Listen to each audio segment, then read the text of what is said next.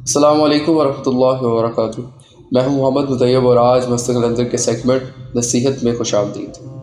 جیسے کہ سیگمنٹ نصیحت ہے تو آج ہم نصیحت میں سنیں گے کچھ ایسا جو نصیحت آموز ہو، جس سے ہم نصیحت حاصل کر سکیں۔ ویسے تو ہر چیز ہی نصیحت کے لیے ہوتی ہے، لیکن کچھ واقعات، کچھ چیزیں ہمیشہ نصیحت کے لیے آتی ہیں، یہ صرف اور صرف خاص نصیحت کے لیے ہوتی ہے۔ تو آج نصیحت آموز واقعہ سننے کے لیے ہمارے ساتھ موجود ہے محمد رضا صاحب۔ السلام علیکم سر۔ وعلیکم السلام۔ کیسے سر آپ؟ الحمدللہ، آپ کیسے ہیں؟ شکر اللہ پاک کا۔ تو سر سنائیے گا، جیسے کہ آپ سن چکے ہیں، تو نصیحت کوئی ایسا واقعہ جو جس میں نصیحت کی بڑی بات ہے۔ جی انشاءاللہ، بسم اللہ الرحمن الرحیم۔ اصل میں نصیحت، جیسا کہ آپ نے کہا کہ ہر چیز سے ہم نصیحت حاصل کر سکتے ہیں، لیکن کچھ ایسے لوگ ہوتے ہیں جو صرف نصیحت کے لیے پیدا ہوتے ہیں۔ بالکل، انہی لوگوں کا تذکرہ کرنا بھی نصیحت ہوتا ہے، ان کا معاملہ سننا بھی نصیحت ہوتا ہے، ان کے بارے میں ذکر کرنا بھی نصیحت ہوتا ہے۔ بالکل۔ تو ہم دیکھیں گے آج جس موضوع کو، جس واقعے کو میں آپ کے ساتھ شیئر کر رہا ہوں، وہ یوں ہے کہ اس کا ٹائٹل ہم کچھ یوں دے سکتے ہیں کہ ایک لاش کو شہد کی مکھیوں نے گھیر لیا۔ سبحان اللہ۔ وہ کیسے گھیر لیا، یہ ہم بات سنیں گے انشاءاللہ۔ تو ایسا ہے کہ جنگ بدر میں ایک ایسے صحابی تھے جنہوں نے بڑے بڑے سورماؤں کے سر اتارے، بڑے بڑے کافروں کو انہوں نے جہنم واصل کر دیا، قتل کر دیا۔ تو یوں ہوا کہ اتفاق بھی یہی تھا کہ اسی جنگ میں آپ بھی شہید ہو گئے۔ جب آپ شہید ہوئے نا، تو جو بڑے بڑے سورما تھے نا، ان کے عزیز و اقارب نے مل کر پلان تیار کیا کہ یار ہمیں یقین نہیں ہو رہا کہ کون تم جو کہہ رہے ہو یہ صحیح ہے۔ واقعی وہ بندہ شہید ہو گیا؟ اس نے کہا ہاں وہ شہید ہو گیا۔ اس نے کہا اچھا ہمیں یقین نہیں ہو رہا، آپ ایسا کرو اس کے کچھ جسم کا ٹکڑا کاٹ کے لاؤ، اس کے جسم کا کوئی ٹکڑا کاٹ کے لاؤ گے تو پھر ہم یقین کریں گے کہ واقعی وہ بندہ شہید ہو گیا ہے جس بندے نے ہمارے اتنے بندے مار دیے ہیں۔ تو اب وہ کوئی ایک ٹیم جو تھی نا، انہوں نے تشکیل دی، تو ان پر انعام و اکرام بھی بہت اعلیٰ کر دیا کہ جی جو بھی کاٹ کر لائے گا کوئی جسم کا ٹکڑا تو میں اس کو فلاں دوں گا، میں اس کو فلاں دوں گا۔ انعام و اکرام کا بڑا انہوں نے واویلا کیا۔ تو اب آپ کو پتہ ہے کہ جب انعام کی بات ہوتی ہے تو رش لگ جاتا ہے نا، لگ جاتا ہے۔ تو وہاں پہ بھی رش لگ گیا۔ تو رش کے نزدیک اب وہ سارے مل کر اس لاش میں جسم میں سے کوئی نہ کوئی اعضاء کاٹنے کے لیے آئے، لیکن یہ تو طے ہے نا جی، جو رب کائنات کی محبت میں سرشار ہوتا ہے نا، پھر اس کے لیے تو یوں بھی ہوتا ہے کہ محمد کے غلاموں کا کفن میلا نہیں ہوتا۔ تو یہ جو جسم تو بڑی دور کی بات ہے، کفن بھی وہ میلا نہیں ہونے دیتا، تو جسم کو کیا کاٹنا تھا انہوں نے۔ اب یہ بات ہے کہ انہوں نے جب یہ سوچ لیا کہ آج جسم کا کوئی ٹکڑا کاٹنا ہے، تو اللہ نے بھی اپنی محبت اور ترتیب میں، جیسے اللہ فرماتا ہے کہ ایک ترتیب وہ کرتے ہیں اور ایک تدبیر میں کرتا ہوں، ہوتا وہی ہے جو میں کرتا ہوں۔ تو مفہوم آیت آپ نے سنی۔ تو یوں تھا کہ جب وہ کاٹنے کے لیے آئے تو اللہ تعالیٰ نے شہد کی مکھیوں کو حکم دیا، محبت سے کہا ہوگا، وہ ساری مکھیاں اس صحابی کے جسم کو ڈانپ لیا انہوں نے، شہد کی مکھیوں کو۔ اب کوئی بھی زندہ بندہ تو اس کو ہاتھ نہیں لگا سکتا تھا، شہد کی مکھیاں خود ایک بہت بڑا آزار ہے۔ تو یوں ہوا کہ کوئی بندہ ان سے قریب نہیں جا سکتا تھا۔ تو ہوا کچھ یوں کہ پھر سارے بندوں نے جو ہے نا وہ وہاں سے بھاگنے اور جانے میں ہی اپنی خیریت سمجھی۔ تو اسی دوران ایک اور واقعہ بھی اس میں ایڈ کرتا ہوں۔ تو واقعہ یہ ہے کہ وہاں کی ایک عورت تھی کفار کی، تو اس عورت کا بچہ یا بیٹا کوئی نہ کوئی اس جنگ میں نا اسی صحابی کے ہاتھوں جہنم واصل ہوا تھا۔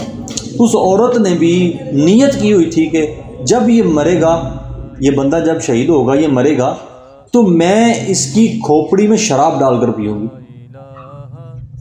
اب یہ بات جو نا اس نے اپنے آپ سے ایک منت مانی ہوئی تھی۔ اصل میں بات یہ ہے کہ عرب میں جو سب سے زیادہ گھنونا کسی سے ریونج ہوتا ہے، بدلہ کس سے لیا جاتا ہے، انتقام کس سے لیا جاتا ہے، تو وہ یہ تھا کہ اس کا سر کاٹ کے اس کے سر میں سے جو بھی اس کا گوشت ہے، جو بھی اس کا جو جلد ہوتی ہے، اس کو جلا کر جو کھوپڑی بچتی تھی اس میں وہ شراب پیا کرتے تھے اور پھر لوگوں کو ڈرایا کرتے تھے کہ ہم تو اتنے بڑے ظالم ہیں۔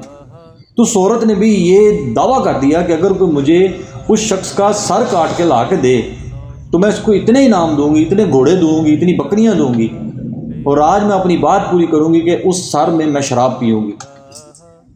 لیکن میں پھر وہی بات کروں گا کہ جس کو رب نے اپنی حفاظت میں لے لیا ہو اس کو کوئی چھیڑ نہیں سکتا۔ وہ کہتے ہیں کہ فانوس بن کر جس کی حفاظت ہوا کرے وہ شمع کیا بجھے جسے روشن خدا کرے۔ سبحان اللہ۔ تو یوں تھا کہ جب اللہ حفاظت کے لیے اپنے آپ کو اس میں لگا دیتا ہے تو پھر دنیا کی کوئی طاقت اس کو کوئی چھیڑ نہیں سکتی۔ تو یوں تھا کہ مکھیوں نے گھیرا ہوا تھا۔ اب ذرا واقعہ ساتھ جوڑیے گا۔ مکھیوں نے اس سارے جسم کو گھیرا ہوا تھا، لیکن وہ کچھ جو انعام و اکرام کی بات ہو رہی تھی تو انہوں نے سوچا کہ ہم جو اس معاملے کو مکھیاں جو جائیں گی تب اس کے بعد ہم اس کا سر کاٹ لیں گے، لیکن وہ مکھیوں کے جانے کے انتظار میں بیٹھے ہوئے تھے۔ اب یقیناً مکھیاں نے تو جانا تھا ایک طرف، لیکن وہ سمجھتے ہیں کہ شاید ہم نے جو تدبیر کی ہے یہ کافی ہے، لیکن جو میرا رب تدبیر کرتا ہے اس کے آگے پھر کچھ کافی نہیں ہوتا۔ تو ہوا کچھ یوں کہ اللہ تعالیٰ نے اتنی بارش برسائی، اسی دوران اتنی بارش آئی کہ پہاڑوں سے جو پانی تھا نا وہ اتنی سپیڈ سے ریلا آیا کہ آپ کی لاش کو لے کر چلا گیا، لاش ہی گم گئی، لاش ہی گم گئی، آج تک ان کی لاش بھی نہیں ملی۔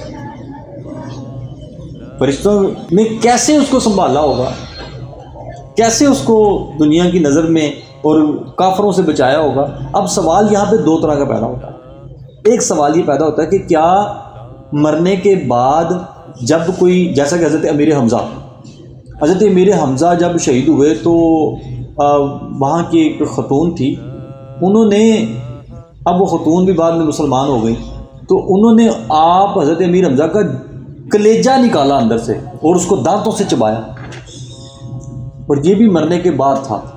تو کیا اس کی حفاظت نہیں کی؟ بات یہ تھی کہ جب اللہ کو چیلنج کوئی کرتا ہے تو پھر اللہ اس کی حفاظت بھی کرتا ہے، تو یہ بات تھی۔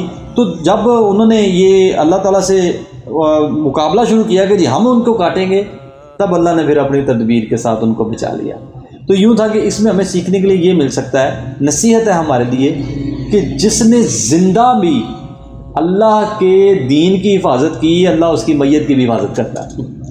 اب یہ ایک انویسٹمنٹ ہے کہ آپ سانس لیتے ہوئے حفاظت کریں، جب سانس نہیں ہوگی تو پھر وہ حفاظت کرے گا۔ اس کی آخری دلیل دیتے ہوئے اپنی بات کو ختم کرتا ہوں کہ ان کا نام تھا حضرت عاصم بن ثابت رضی اللہ تعالی عنہ۔ یہ جو صحابی تھے، انہوں نے جب اسلام قبول کیا تو انہوں نے ایک اپنے آپ سے عہد کیا کہ نہ میں کبھی کسی کافر کو ہاتھ لگاؤں گا اور نہ اپنے جسم کو کبھی کافر کو چھونے دوں گا۔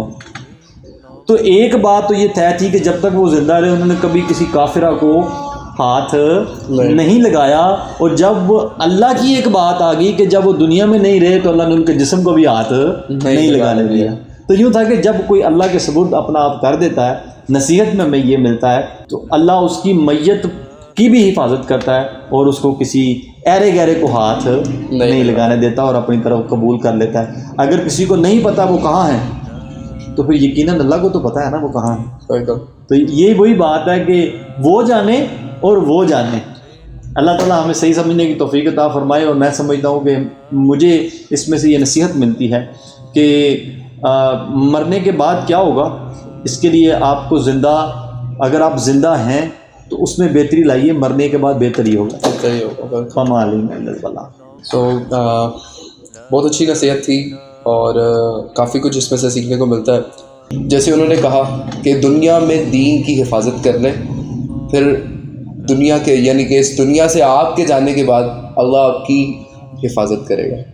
وہ ہماری تو مطلب آپ کی قبر کی حفاظت کرے گا، اور جس طرح سے بھی آپ کی حفاظت کرے گا وہ اللہ اپنی شان کے مطابق آپ کی حفاظت کرے گا۔